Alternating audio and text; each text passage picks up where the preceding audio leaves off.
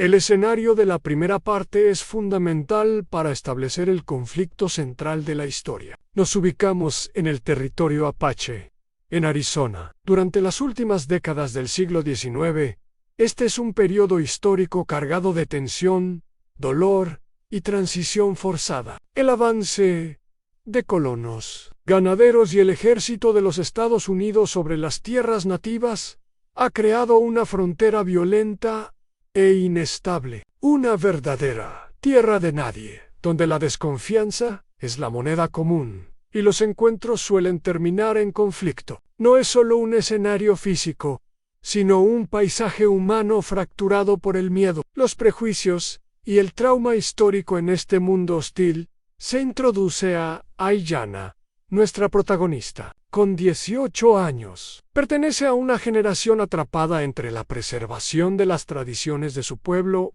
y la cruda realidad de un mundo cambiante que amenaza con engullirlas. Su valentía no es temeraria, sino fruto de la resiliencia. Es observadora, con una inteligencia práctica y aguda que le permite leer el terreno y a las personas. Su curiosidad, un rasgo potencialmente peligroso, la ha llevado a aprender algo de español, no por afán de integración, sino como un arma y una herramienta de supervivencia, una forma de entender al enemigo para poder anticiparse. Aiyana no es una romántica ingenua, es una joven que ha crecido en la incertidumbre, pero cuyo espíritu no se ha quebrado. El antagonista inicial, aunque pronto se revelará como algo muy distinto, es Mateo, un ganadero de origen español o mexicano, rondando los 40 o 45 años. Es un hombre marcado por la pérdida. Su viudez es una herida, silencios y el cansancio. No es el típico colono expansionista y ávido de tierra. Su cansancio es el de un hombre que ha visto demasiada violencia y solo anhela paz y una vida sencilla y productiva en su tierra. Es un hombre de principios arraigados en el trabajo y el respeto, pero esos principios han sido enterrados bajo capas de soledad y desilusión. Su rancho no es un imperio, sino un refugio que debe defender constantemente.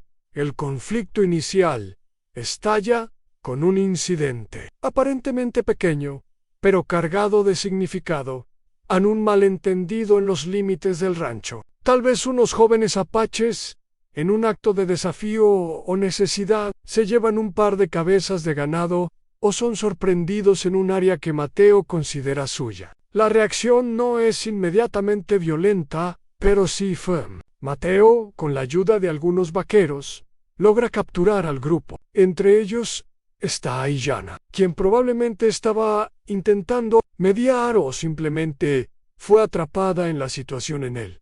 Momento clave de esta parte es su primer encuentro cara a cara. Cuando los demás jóvenes muestran miedo o ira contenida, Aiyana se enfrenta a Mateo con una dignidad inquebrantable. No suplica ni insulta, lo mira directamente.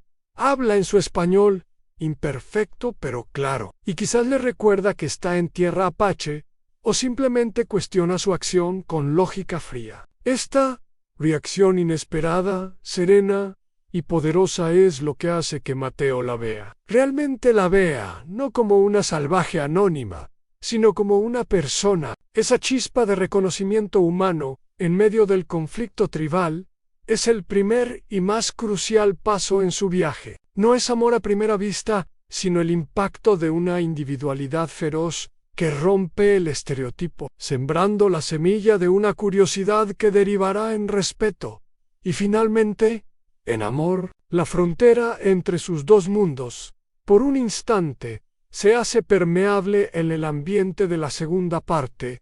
Es de una tensión contenida y precaria, un frágil alto al fuego negociado sobre el filo de la navaja. El incidente de la captura ha creado una situación explosiva. Por un lado, los jóvenes guerreros apaches en cautiverio son una brasa al rojo vivo. Su tribu, al enterarse, se prepara para la guerra, viendo el acto como una provocación intolerable. Por otro, los vaqueros y colonos en el rancho de Mateo están nerviosos. esperando un ataque de represalia en cualquier momento. La violencia, ese fantasma siempre presente en la frontera, parece inevitable en este clima enrarecido. Se introduce la figura del jefe de la tribu de Ayana, posiblemente su padre o un tío. Es un líder pragmático, no un fanático. Ha visto demasiada muerte y sabe que un conflicto abierto, aunque pueda traer victorias tácticas, conducirá a más sufrimiento y probablemente a una represión aún más brutal por parte del ejército. No actúa por debilidad, sino por una profunda responsabilidad hacia la supervivencia de su gente. Por su parte, Mateo se encuentra en una posición incómoda. No quiere la sangre de jóvenes en sus manos, pero ceder sin más debilitaría su posición ante sus propios hombres y ante otros colonos, exponiéndolo a acusaciones de ser blando o traidorán. De esta difícil coyuntura nace la propuesta del intercambio. Es una solución salomónica, un concepto fronterizo que pertenece a ninguno y a ambos mundos a la vez. El jefe Apache y Mateo, tal vez en una reunión tensa y cargada de desconfianza mutua, llegan a un acuerdo. Los jóvenes serán liberados, pero no sin una reparación. A cambio de su libertad, prestarán trabajo temporal en el rancho. Este trabajo no es esclavitud. Está delimitado en el tiempo unas semanas, tal vez un mes, y tiene un objetivo concreto: en reparar la cerca dañada, reconstruir un corral, compensar con mano de obra la pérdida o el conflicto generado. Es una pena civil, no militar para ambas partes. Este acuerdo es un mal menor para la tribu.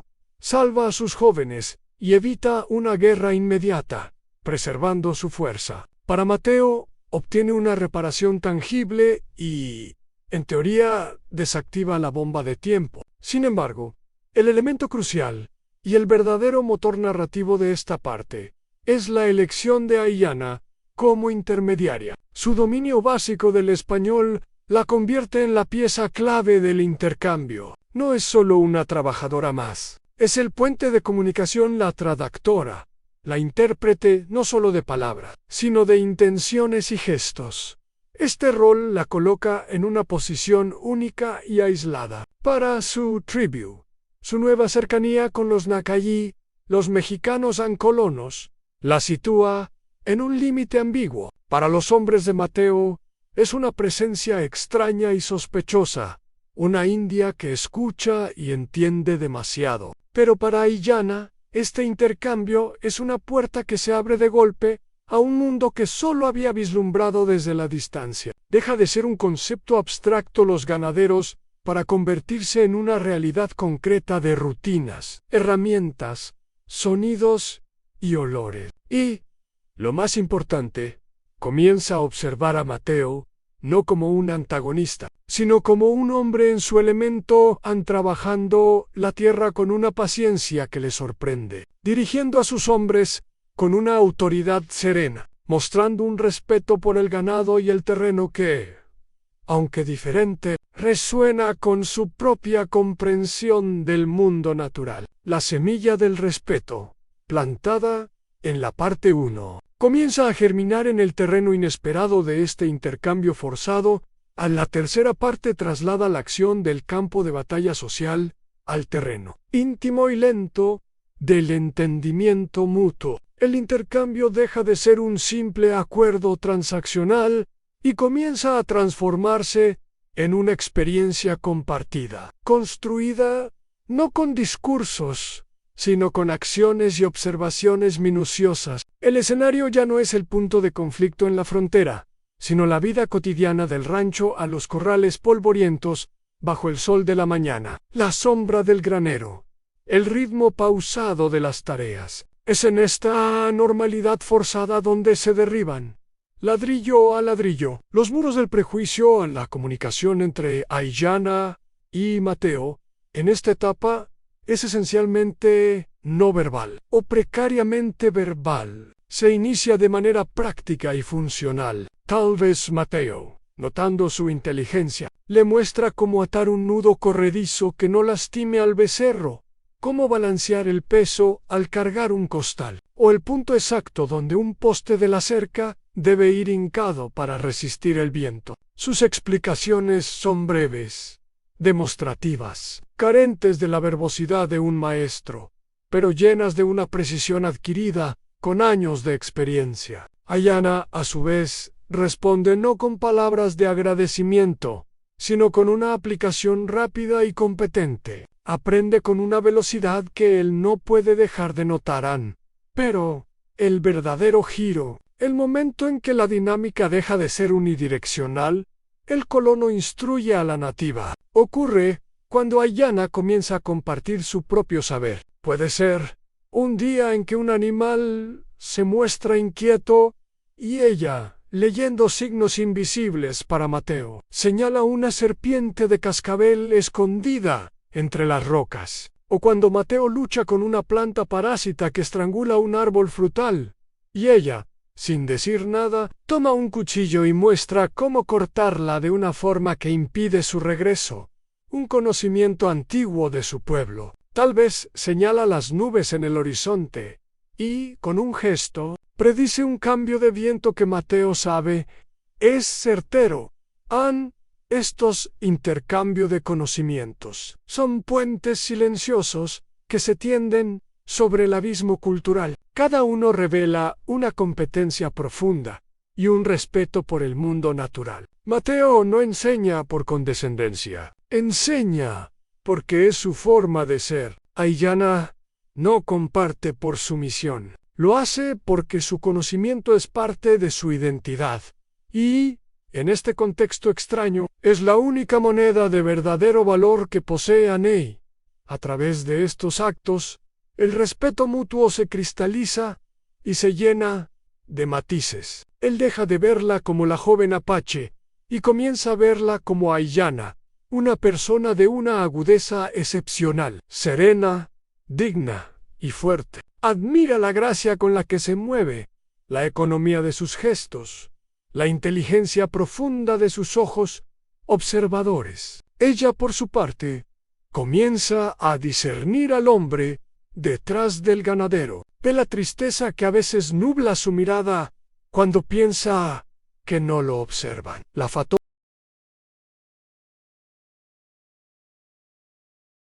contrasta su paciencia y su silencio pensativo con la brusquedad y la charla vacía de sus vaqueros, o la hostilidad abierta de otros colonos. Percibe que su fuerza no es agresiva, sino resiliente, y que su bondad no es una debilidad, sino una elección constante y difícil. Esta parte no tiene grandes declaraciones ni momentos dramáticos. Su poder reside en la acumulación de pequeñas verdades compartidas, un nudo bien hecho, una planta curada, una mirada de comprensión cruzada al atardecer. Es la construcción lenta y firme de un territorio común, un lenguaje nuevo, compuesto de gestos y silencios elocuentes, donde la curiosidad inicial se transforma en una admiración genuina y profunda. El terreno está preparado para que cuando llegue la tormenta de la parte 4, la conexión ya sea lo suficientemente sólida como para no quebrarse la cuarta parte. Es el punto de inflexión emocional de la historia, el momento en que las circunstancias externas ejercen una presión extrema para forzar una verdad interna a la superficie. Hasta ahora, la relación entre Ayanna y Mateo se ha construido en el espacio abierto, pero controlado del día laboral. Bajo la mirada, aunque distante, de otros, la tormenta actúa como un agente catalizador brutal y perfecto. No solo es un fenómeno meteorológico, sino una fuerza narrativa que arrastra con todas las barreras sociales, culturales y personales que los separan. A la tormenta llega con la violencia repentina del desierto. No es una lluvia benévola, sino un muro de viento, rayos y un aguacero torrencial que ciega y desorienta. Ayanna, quizás cumpliendo una tarea final o regresando de un último recorrido por los límites, es sorprendida lejos de cualquier refugio. El paisaje familiar se transforma en un caos hostil en cuestión de minutos. El peligro aquí es real y físico: hipotermia, la crecida súbita de un arroyo, la caída de un rayo. Su conocimiento del terreno es inútil ante la furia desatada de los elementos. San Mateo, desde el rancho, ve acercarse la tormenta. Su reacción no es de mera preocupación logística por una trabajadora, es una urgencia visceral. Sabe, con una certeza que va más allá del sentido de responsabilidad de un patrón, que ella está en peligro. Sin vacilar, y desoyendo la lógica o las advertencias de sus hombres, cabalga hacia la zona donde debía estar ella. Encontrarla no es heroísmo romántico, sino un acto de pura necesidad, una respuesta a un miedo que no se atreve a nombrar. Cuando la encuentra empapada, temblando y vulnerable, el alivio es abrumador. La cabaña no es la casa principal del rancho, con sus implicaciones de dominio y normalidad. Es un refugio aislado, un espacio liminal y primitivo, en 4 paredes de troncos, un tejado que gotea, el olor a tierra mojada y madera vieja. No hay lujos, ni distracciones, ni testigos. Es un útero de piedra y madera que los aísla del mundo. La proximidad física, forzada por la necesidad de calor y seguridad, es inmediata y abrumadora. El crepitar del fuego que Mateo enciende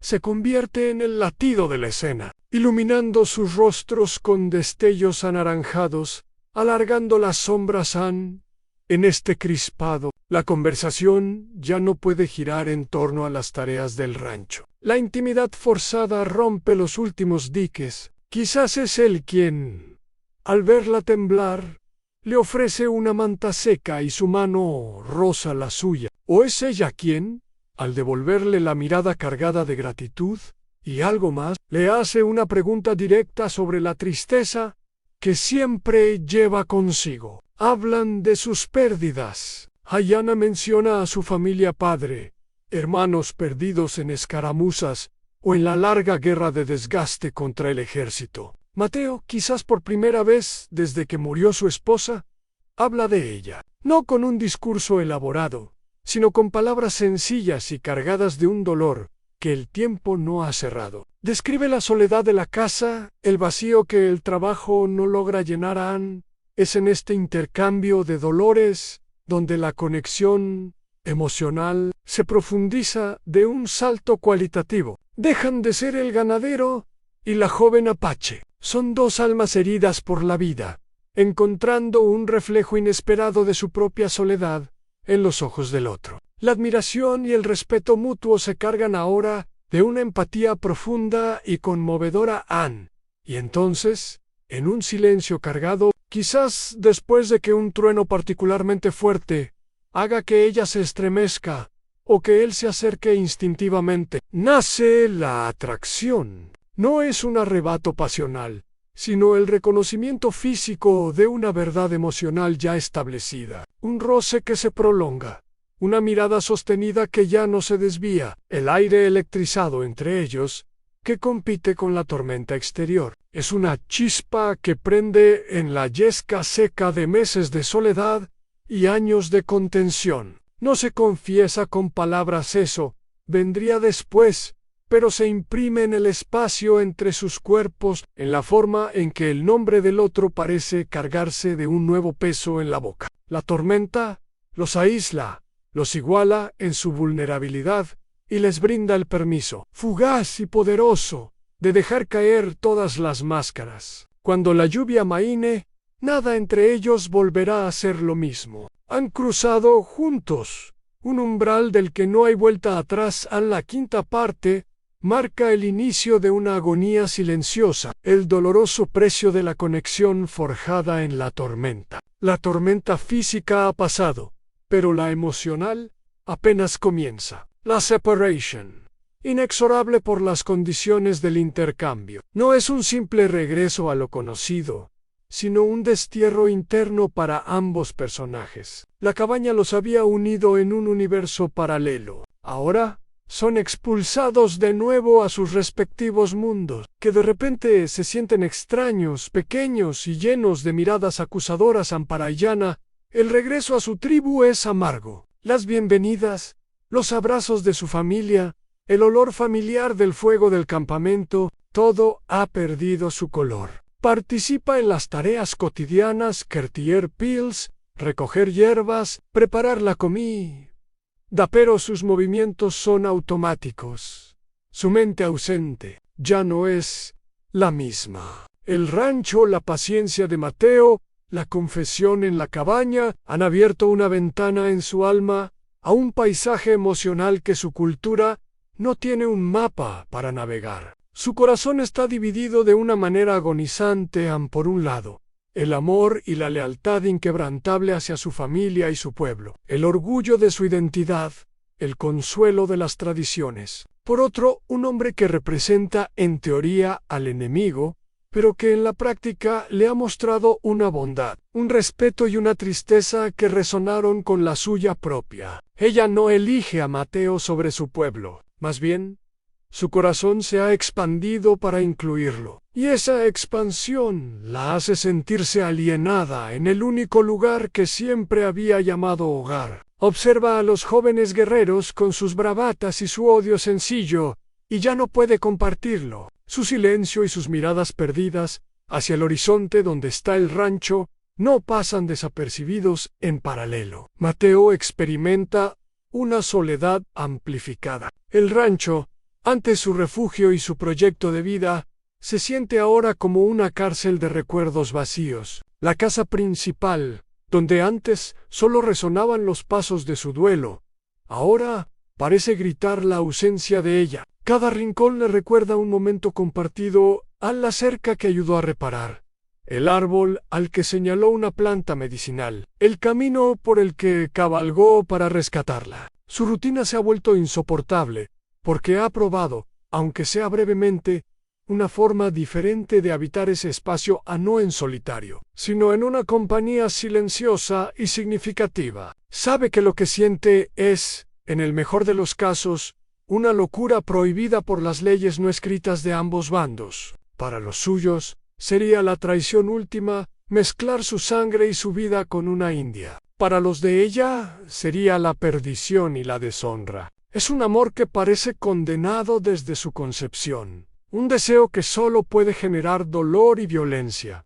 Y es aquí donde la historia introduce el peligro externo, que crece al calor de las sospechas. Los hombres más belicosos de ambos lados comienzan a olfatear el cambio. En la tribu, un guerrero resentido o un anciano tradicionalista nota la distancia de Aiyana, su falta de interés en los asuntos tribales, y empieza a murmurar. Quizás la han visto mirar hacia el rancho, o su falta de entusiasmo ante planes de confrontación es evidente. En el pueblo cercano, o entre los propios vaqueros de Mateo, alguien comenta la forma diferente en que el patrón miraba a esa muchacha apache, la preocupación excesiva que mostró durante la tormenta. Palabras como afección malsana, debilidad o traición empiezan a susurrarse. En ambos lados del cañón, esta parte no avanza la trama con acciones dramáticas, sino que profundiza en la angustia psicológica de los protagonistas. Es la calma tensa antes de la tormenta social,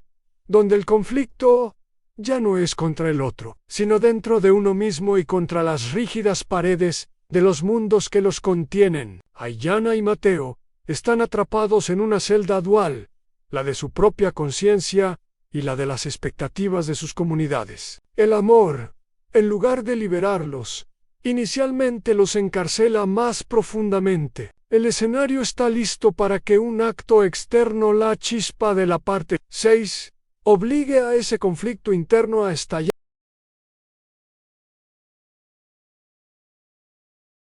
La sexta parte sirve como el catalizador externo que transforma el conflicto interno y privado de Aiyana y Mateo en una cuestión pública e irrevocable. Hasta ahora, su conexión ha sido un secreto a medias, sostenido por miradas y silencios, pero en esta parte, Mateo se ve forzado a tomar una acción tan monumental y visible, que su verdadero corazón queda expuesto ante todos, especialmente ante Aiyana. La historia abandona la introspección para sumergirse en un episodio de acción cargado de significado moral.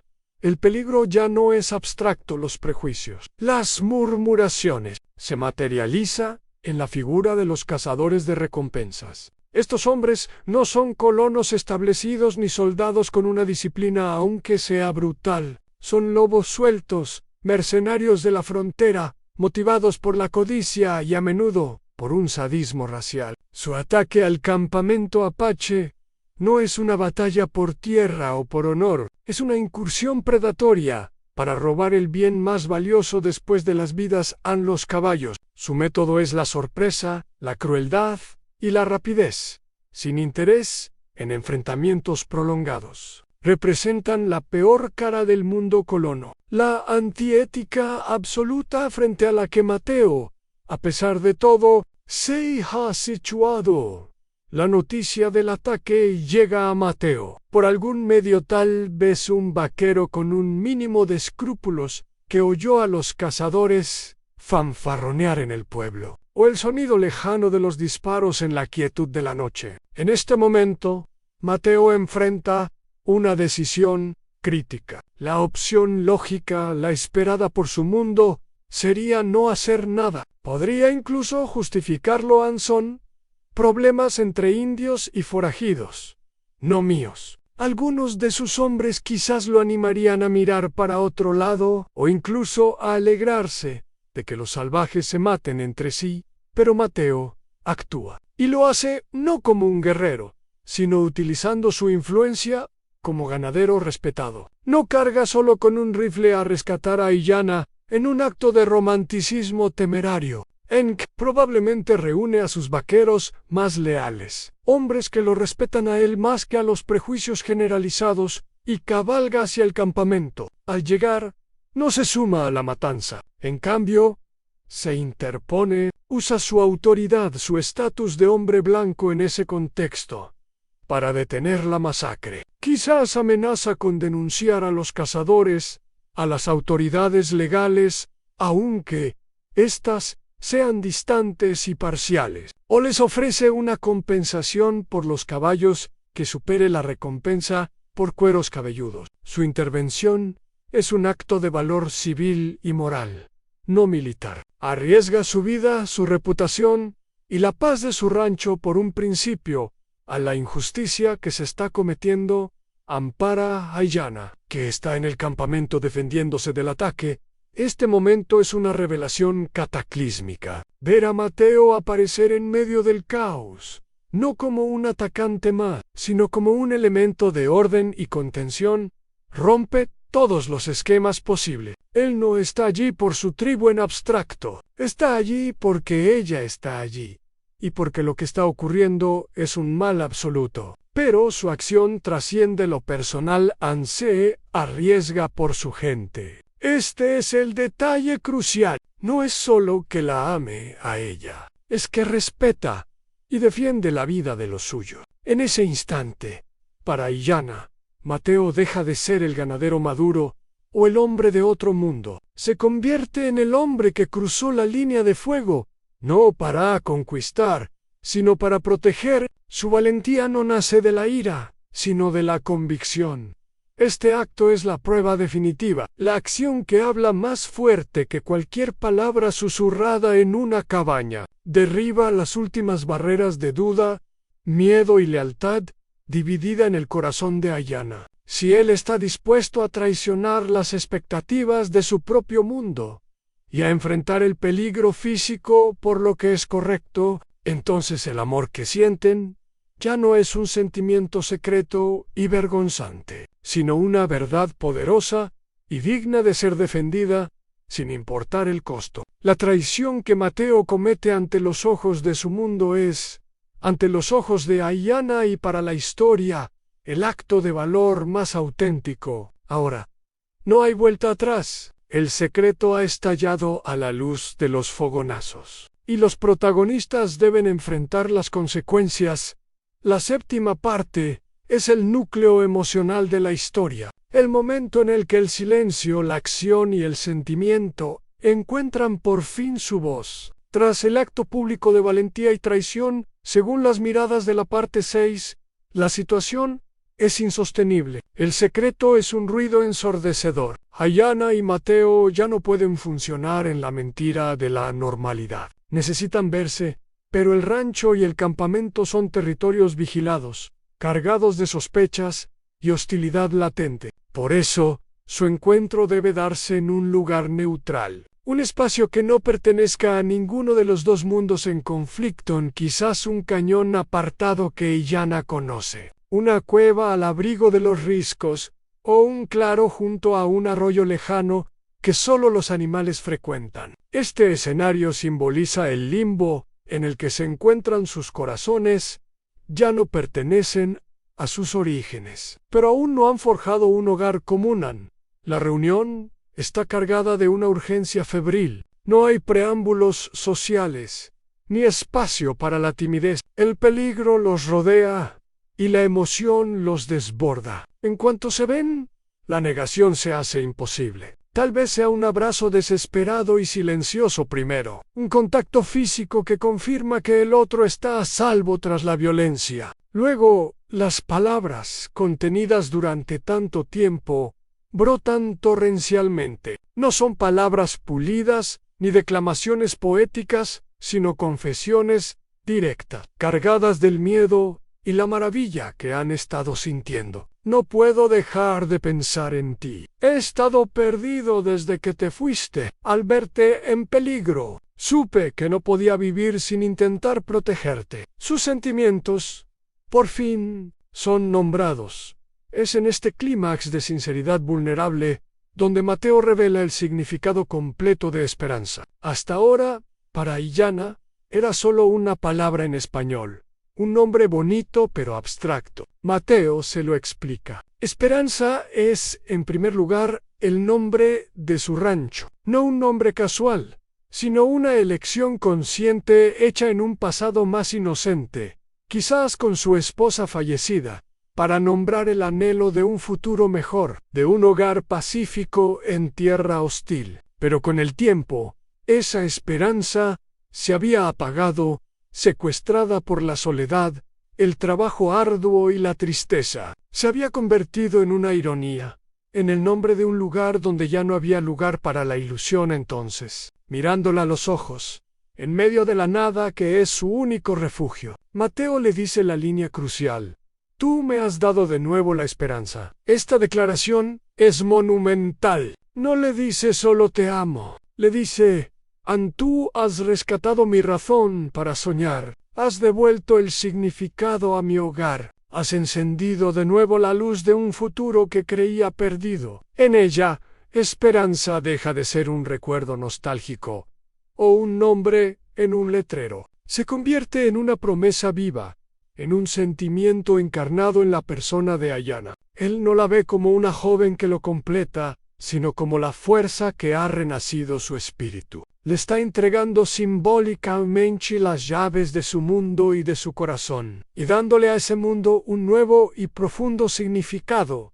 Para Ayana, escuchar esto es la confirmación última. Su amor no es un accidente ni una rebelión juvenil, es algo regenerativo, sanador y profundamente significativo. Él no busca poseerla, le ofrece un proyecto compartido, la posibilidad de reconstruir, juntos, esa esperanza que había sido un fantasma. Esta confesión transforma su relación. Ya no son dos personas atrapadas en un amor prohibido, son cómplices de un nuevo comienzo. La palabra esperanza se convierte en su código, en su juramento secreto y en la brújula que, a partir de este momento, guiará cada decisión que tomen. El amor ha sido nombrado, y con su nombre, ha adquirido el peso y la dirección de un destino. La octava parte es la inmersión en las consecuencias brutales y esperadas de su amor. El fugaz refugio del claro secreto desaparece, devorado por la realidad implacable de la frontera. La confesión en la intimidad no ha cambiado el mundo exterior. Por el contrario, ha puesto en movimiento las fuerzas de la condena social que ya estaban al acecho. Este es el momento donde el amor deja de ser un sentimiento privado para convertirse en un escándalo público, y donde los protagonistas comprenden de forma dolorosamente concreta el costo de su elección. El descubrimiento puede darse de muchas formas, todas ellas humillantes y públicas. Quizás un vaquero resentido o un cazador de recompensas lo siguió hasta su lugar de encuentro. Tal vez un guerrero apache celoso o desconfiado los espió. O quizás simplemente la evidencia circunstancial, sus miradas, sus ausencias coincidentes. La defensa de Mateo del campamento se volvió abrumadora para la comunidad chismosa y vigilante de la frontera. No importa el cómo. Lo crucial es que su romance ya no es un secreto. Las repercusiones son inmediatas, duras y simétricas, golpeando a ambos con el mismo desprecio desde lados opuestos del cañón Amparayana. El rechazo dentro de su tribu es una herida profunda que hiere su identidad. Los más tradicionales, liderados quizás por un guerrero anciano o un rival, la acusan de traición. No es solo una desobediencia personal, es una ofensa contra la memoria de los caídos, una mancha en el honor del clan, una peligrosa flaqueza que podría poner en riesgo a todos. La llaman con nombres deshonrosos, la miran con desprecio o, peor aún, con lástima. Su familia puede estar dividida, una madre que llora y un padre que no la dirige la palabra, atrapado entre el amor filial y el peso de la tradición. Es exiliada socialmente dentro de su propio hogar. No es Ayanna, la hija valiente.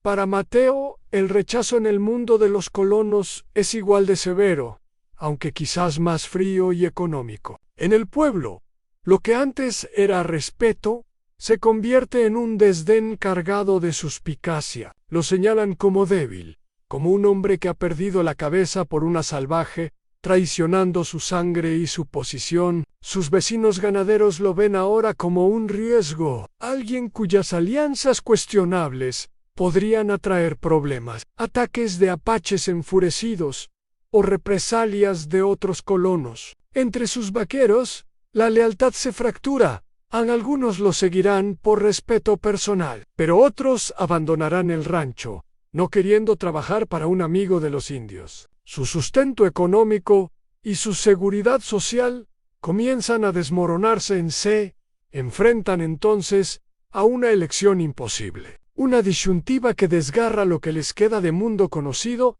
han renunciar el uno al otro, han volver atrás, pisotear sus sentimientos y tratar de reintegrarse en sus comunidades. Para Ayanna significaría una vida de vergüenza y matrimonio arreglado dentro de la tribu. Para Mateo, una existencia de arrepentimiento amargo y soledad eterna, en un rancho que ha perdido su significado, en enfrentar la hostilidad de todos, a mantenerse juntos, sabiendo que no tendrán paz en ningún lado, que serán forasteros, mirados con odio o desconfianza tanto en el campamento apache como en el pueblo mexicano. Serían dos islas en un mar de enemistad. Esta parte no tiene acción física trepidante, sino el drama lento de la erosión social. Es la escena de la acusación pública, del rumor que se convierte en gritos, de las puertas que se cierran, de las miradas que se apartan. Es el momento en que comprenden que el amor no es solo unión, también es renuncia. Para ganar lo que han encontrado el uno en el otro, deben estar dispuestos a perderlo todo lo demás. El peso de esta verdad los aplasta, pero también los purifica. Les quita cualquier ilusión restante de un camino fácil. Al final de esta parte, agotados por el rechazo, una chispa de determinación comienza a nacer en sus miradas. La opción de renunciar se revela, en su desolación, como una muerte en vida. Solo queda, entonces, considerar la opción más audaz y peligrosa,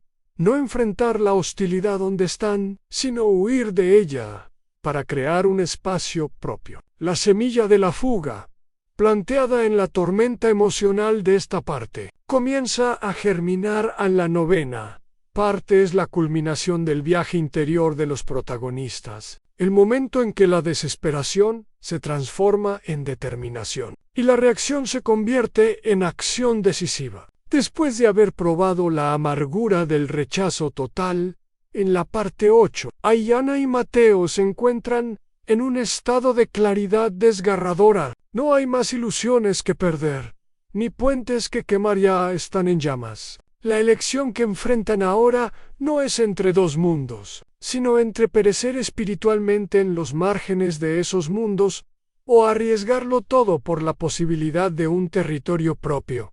Esta decisión no nace de un arrebato romántico, sino de un cálculo frío y valiente. Juntos, probablemente en otro encuentro furtivo, pero esta vez sin espacio para la ternura, solo para la planificación, analizan su realidad. Se dan cuenta de que su amor no es solo un sentimiento privado. Es un acto revolucionario en el contexto de su tiempo y lugar. Como tal, no puede florecer en tierra envenenada. Permanecer significa una muerte lenta para él, la ruina económica y el ostracismo. Para ella, la deshonra perpetua y posiblemente un matrimonio forzado o algo peor. Su conclusión es inapelable: su amor vale más que la aceptación de sociedades cuyo precio es el odio. Y la separación va así, nace el plan de la huida. Pero esta no es una huida ciega, es una fuga estratégica, una fundación en movimiento.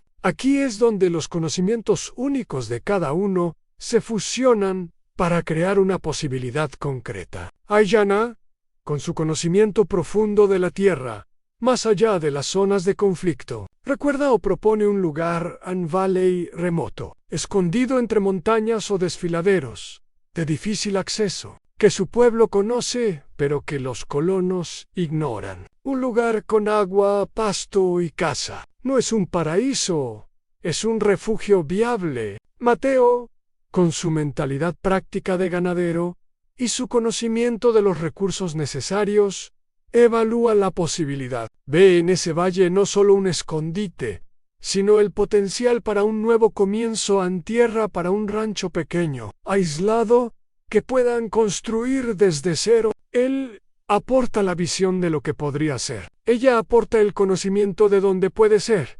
Los preparativos son meticulosos y se desarrollan bajo una presión agonizante. Cada movimiento debe ser discreto. Mateo no puede vender su rancho ni llevarse todo. Debe seleccionar lo esencial y lo que no levante sospechas, a unas pocas herramientas básicas. Semillas, un pequeño hatillo de ganado reproductor, vacas, ovejas, armas para cazar y defenderse, y la yegua o caballo de cada uno. Convertir activos en oro o plata de forma discreta. Ayanna, por su parte, reúne lo imprescindible de su cultura en semillas tradicionales, hierbas medicinales, sus herramientas para curtir pieles, quizás un arco y un cuchillo bien afilado. Deben parecer, hasta el último momento, como si nada fuera a cambiar en la noche de la huida.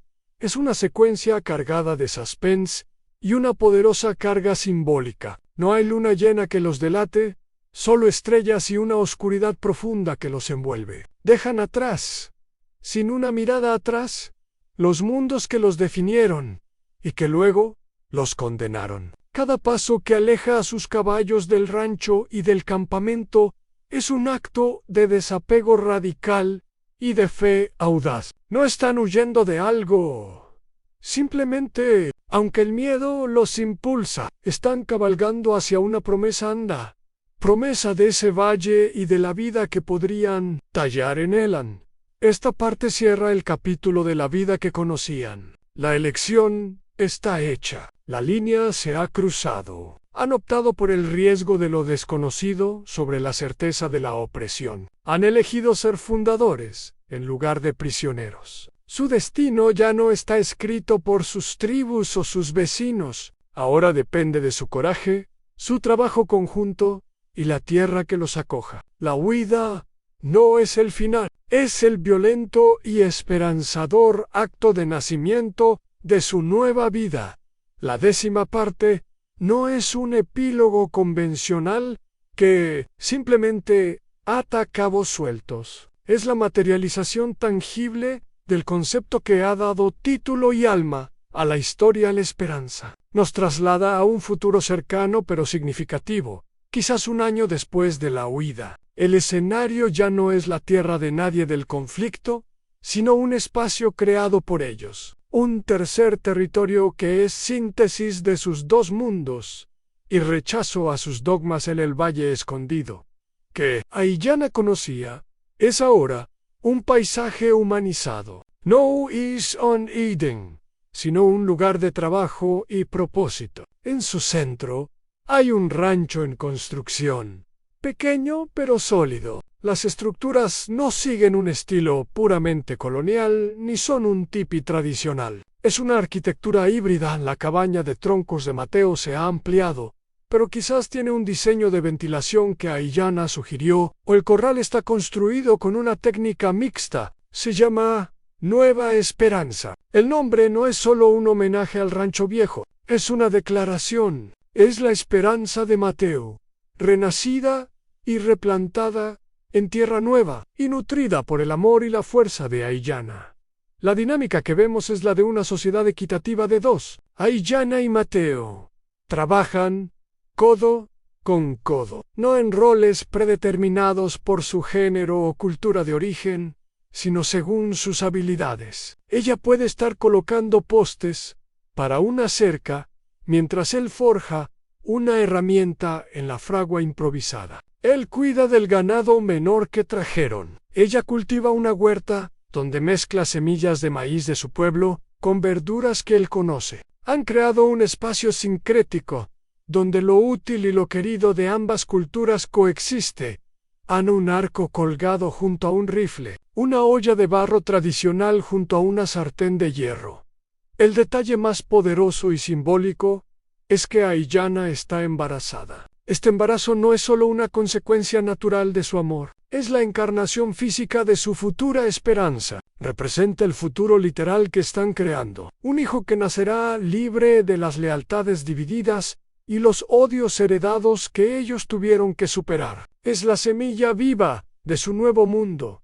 El tono no es de una felicidad ingenua. El narrador aclara, no es un final fácil. Las cicatrices y los desafíos permanecen. Aún deben ser cautelosos. Tal vez ocasionalmente ven humo de un campamento lejano o encuentran señales de que alguien merodeó, recordándoles que el mundo hostil no ha desaparecido. Las miradas de recelo, si alguna vez encuentran a alguien, estarán allí. Pero la clave está en la última frase: han construido su propio refugio. No es una fortaleza de miedo, sino un hogar de amor y trabajo, a la esperanza que Mateo le nombró en la confesión. Ya no es un sentimiento abstracto ni una palabra bonita, se ha convertido en un verbo en presente continuo. Es la semilla que ambos plantan cada día con cada surco abierto, cada poste hincado, cada gesto de cuidado mutuo. Es el futuro que construyen activamente, juntos, ladrillo a ladrillo,